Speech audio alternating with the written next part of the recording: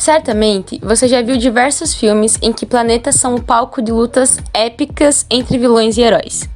Mas você já parou para pensar que os organismos dos seres vivos também podem abrigar lutas dignas de roteiros de filmes?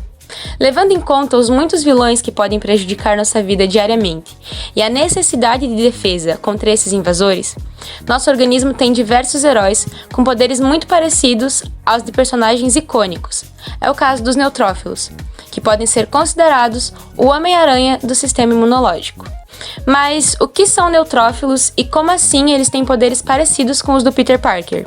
Os neutrófilos são leucócitos, ou glóbulos brancos, pertencentes à categoria dos granulócitos polimorfonucleares, com finos grânulos ácidos e básicos no seu citoplasma, daí seu nome, e núcleo polimórfico e multilobado, com várias formas e lóbulos, estes de 2 a 5.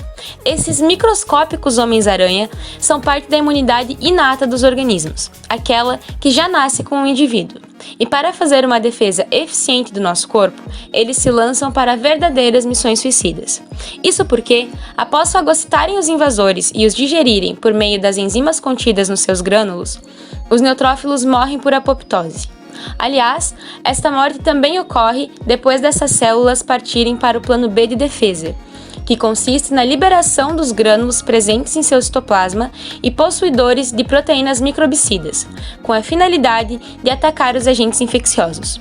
Contudo, o processo de defesa mais interessante e peculiar que eles apresentam é o plano C, no qual os neutrófilos entram de cabeça no personagem de Homem-Aranha e atiram seu DNA para fora como redes de captura, prendendo vilões assim como o personagem da Marvel faz com a sua teia, mas com uma importante diferença. Os vilões dos organismos acabam mortos pelos neutrófilos.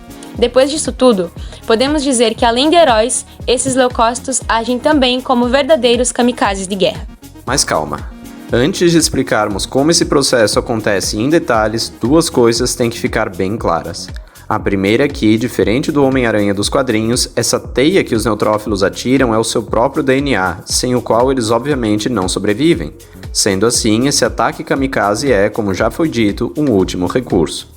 E a segunda é que esse processo não é exclusivo dos neutrófilos de muitos vertebrados, mas acontece em outros animais com outros heróis também. Por isso, o nome netose, que vamos usar aqui, é exclusivo para os neutrófilos, enquanto para falar do processo de modo geral, o termo é etose. Entendido? Tá, mas por que esses nomes? Essas células são ETs? Não. Elas são da Terra, e mais uma das maravilhosas consequências de milhões de anos de evolução. Agora, muita atenção. O filme está prestes a começar. Em um ser humano de um país distante, uma bactéria patogênica acaba de entrar na corrente sanguínea por um corte superficial na pele. Subitamente, as cargas negativas da parede desse agente infeccioso alarmam a liga de leucócitos. Há um intruso no sistema. Neutrófilos e macrófagos circulantes tentam fagocitá-la e lançar seus grânulos para destruí-la, mas ela, muito menor e dotada de um flagelo propulsor, escapa sem dificuldades. É chegada a hora. Dispostos a provar seu valor, alguns neutrófilos se unem ao redor da bactéria e começam a alterar sua forma. Primeiro, os núcleos perdem sua característica multilobulada e a cromatina, DNA misturado com histonas, proteínas de carga positiva, se descondensa. Então, as membranas nucleares se rompem e a cromatina é liberada no citoplasma da célula. Armas carregadas e prontas para o disparo. Basta a membrana da célula se desintegrar e... fogo! Todos os neutrófilos daquele grupo, com um grito de Banzai, liberam suas NETs, do inglês Neutrophil Extracellular Traps, ou armadilhas extracelulares de neutrófilos, a sigla NET também quer dizer rede naquela língua, que se agrupam numa grande, olha só, rede, capturam a bactéria e a matam graças às cargas positivas das histonas. Muito fácil, não? Todos pressionemos F para esses saudosos heróis. Mas será que é sempre tão fácil? Se os vilões fossem fracos assim, nossas vidas seriam muito mais tranquilas, e os filmes não teriam graça. Nas duas situações, quando achamos que o bem e a paz se instauraram, sempre somos surpreendidos com um novo vilão mais forte e diferente. Portanto, caso esse ser humano seja infectado por outros tipos de micro-organismos, seus protetores dotados de poderes bioquímicos precisam de estratégias diferentes para driblar essa diversidade de inimigos. Assim, as NETs têm maneiras específicas de atacar cada alvo, como nos exemplos a seguir. Os fungos, como a Candida albicans, geralmente são hospedeiros que em grande quantidade podem se tornar vilões. Portanto, para que isso não aconteça, as NETs se encarregam de atacar seu crescimento. Isso ocorre através de um tipo de proteína presente nessas redes, as calprotectinas, responsável por quelar o zinco, ou seja, se ligar a ele, impedindo que esses fungos o utilizem para crescer.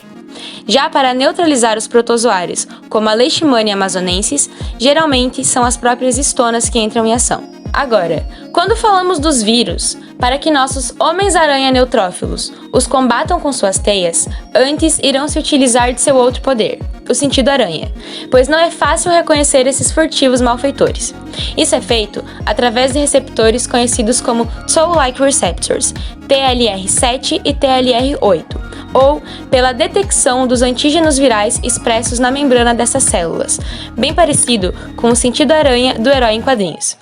E essa é mais uma prova de que Stan Lee estudou imunologia e biologia celular para fazer os quadrinhos da Marvel. Somente após essa identificação, os neutrófilos soltam suas NETs, que prendem e capturam os vírus, impedindo-os de entrarem nas células para causar o mal. Além disso, para que essa prisão seja feita com excelência, as redes possuem na sua formação enzimas granulares, como mieloperoxidase e alfa-defensinas, que fortalecem a sua interação com o vírus e a eficiência da captura. Porém, como dito, esses vilões não são nada fracos e muitos deles possuem maneiras de fugir dessas teias, dificultando sua captura e tornando necessário o auxílio de outros heróis no seu combate. Por exemplo, as bactérias Streptococcus do tipo A, como as Streptococcus pneumoniae, são como vilões espadachins, pois são capazes de produzir endonucleases, enzimas que cortam o DNA, que é o principal componente das redes. Já a Pseudomonas aeruginosa é uma vilã muito inteligente, pois consegue absorver moléculas que compõem células do nosso organismo e assim disfarçar-se como elas. Isso faz com que os neutrófilos sejam enganados e secretem citocinas anti-inflamatórias, que inibem a atuação de outros neutrófilos para que eles não ataquem as supostas células do bem. Na verdade, essas bactérias disfarçadas. Mas agora, pare tudo o que está fazendo e sente na cadeira para não cair no chão de desespero, pois vamos falar do vilão mais temido, poderoso e assombrador dos últimos tempos, o SARS-CoV-2, a verdadeira identidade do temido novo coronavírus. Caso você já tenha assistido ao filme Spider-Man 3, vai se lembrar do vilão Venom, uma espécie de gosma vinda de fora da Terra que grudou no Homem-Aranha, induzindo-o a usar seus poderes para o mal. Agora, acredite se quiser, mas o vírus causador da Covid-19 possui muita semelhança com o Venom. Isso porque, de acordo com um estudo desenvolvido pela equipe do Centro de Pesquisas em Doenças Inflamatórias, CRID, na Faculdade de Medicina de Ribeirão Preto, descobriu-se que o novo vírus, entre outros processos, é capaz de se ligar aos neutrófilos e estimulá-los a produzir suas NETs, que em excesso são prejudiciais aos tecidos do nosso organismo, nesse caso os pulmonares, provocando lesões que agravam o quadro clínico das pessoas portadoras da doença. Para isso, o vírus se utiliza de duas enzimas, a enzima conversora de angiotensina e a serinoprotease TMPRSS2, que se ligam aos nossos homens-aranha do sistema imune, induzindo-os a fazerem o mal, como no filme. Pois é, pequeno gafanhoto. Infelizmente, nenhum herói é invencível. Assim como o Homem-Aranha dos filmes tem a Mary Jane, que deixa ele desestabilizado, o neutrófilo tem as infecções, que por vezes crescem a ponto de exigir toda a sua força. À medida que os aranhatrófilos vão ficando fracos por conta do árduo trabalho para salvar o dia, suas quantias presentes nos organismos podem aumentar muito, passando do nível normal, que é próximo a 1.500 células por microlitro, e chegando até cerca de 8.000 células por microlitro. A esse processo se dá o nome de neutrofilia. O excesso de neutrófilos, de fato, consome muita energia do organismo, mas a sua falta, ou neutropenia, é com certeza muito mais problemática. Com menos super-heróis, os vilões se sentem mais confiantes em atacar, e as infecções crescem. A neutropenia tem muitas causas, mas elas atuam sempre de duas formas: ou tornando a produção dessas células pela medula óssea deficiente, ou destruindo-os mais depressa do que a medula consegue produzi-los. Em termos numéricos, a condição é classificada em 3 níveis. Ela é leve, quando a quantia de neutrófilos fica entre 1.000 e 1.500 células por microlitro, moderada, com a quantia dessas células variando entre 500 e 1000 células por microlitro, e grave, quando a quantia de neutrófilos fica abaixo de 500 células por microlitro. A partir daí, nosso organismo fica tão carente de defesa dos nossos homens-aranha microscópicos que até bactérias que habitam nossa boca e intestino inofensivamente podem nos causar infecções. Mesmo as NETs, o superpoder secreto dos neutrófilos, também possuem suas limitações. Apesar de terem uma relação direta com micro-organismos e sua neutralização, a sua produção em excesso ou seu acúmulo pode resultar em processos inflamatórios, doenças vasculares como trombose e aterosclerose e também processos autoimunes, caracterizados por desordem imunológica. Exemplos de doenças autoimunes causadas pelas NETs são o lúpus eritematoso sistêmico e a vasculite de pequenos vasos.